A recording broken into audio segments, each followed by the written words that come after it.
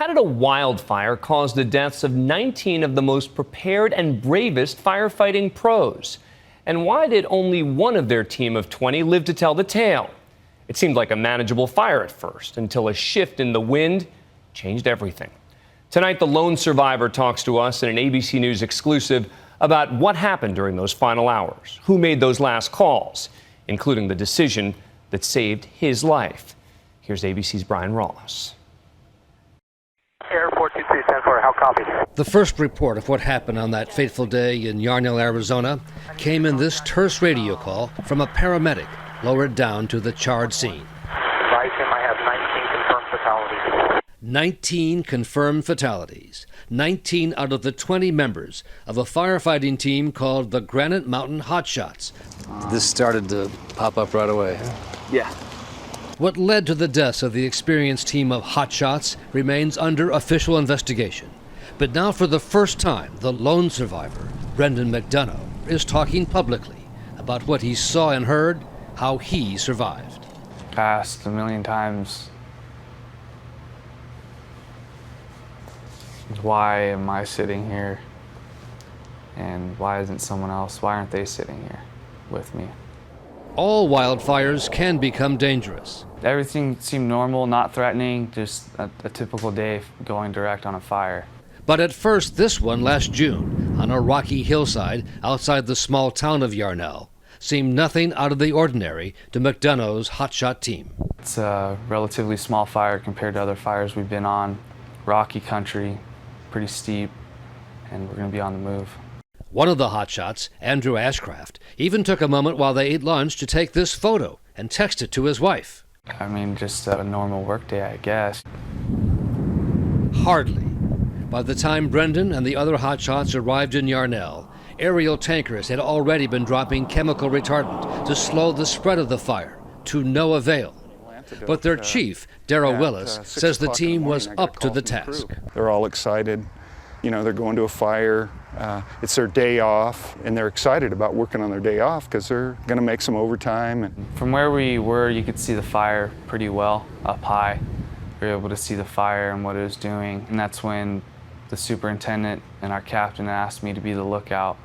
That would be the assignment that would separate him from the others and save McDonough's life. Based on McDonough's description and those of fire officials, the 19 others were here, unable to see the fire from around a ridgeline. McDonough was stationed here, able to see both the fire and the other hotshots. So I was down low, able to look back at them, and able to look at the fire too at the same time. And everything seemed normal, Yeah, everything, not threatening? Yeah, everything seemed normal, not threatening. Around 3:45 in the afternoon, everything changed. The winds that had been driving the fire away from the hotshots began to shift dramatically. And at that point, I could see the fire already, instead of moving north, it started moving south. Towards you? Yeah, instead of backing towards us, it was starting to become ahead. Racing towards you? Yes. McDonough says the team around the ridge could now see what was happening, contradicting some accounts that they were unaware the fire was heading toward them. So they could see it as well? Mm-hmm. Yes, sir. And they said, if you need to get out of there, go ahead and get out of there. That we can see what's going on. We want you to be safe too, you know? I just wanted to keep it short and simple. If you need anything, call me. I'm on the other end of the fire. If you whatever you need, I'm here. The buggies are parked. I said, okay, see you soon. What was that? Jesse Steep, my captain.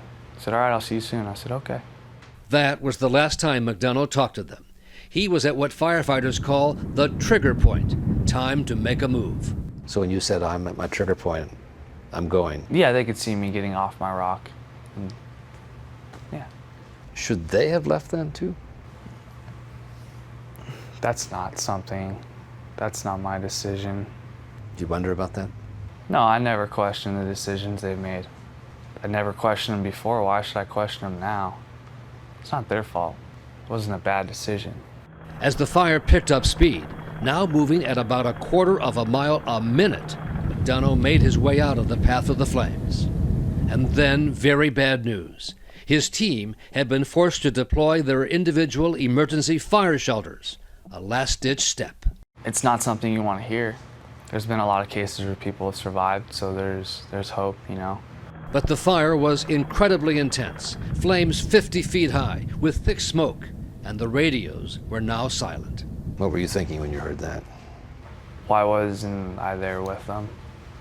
And to pray for their safety, and to pray that I'd be able to see them again and their families would.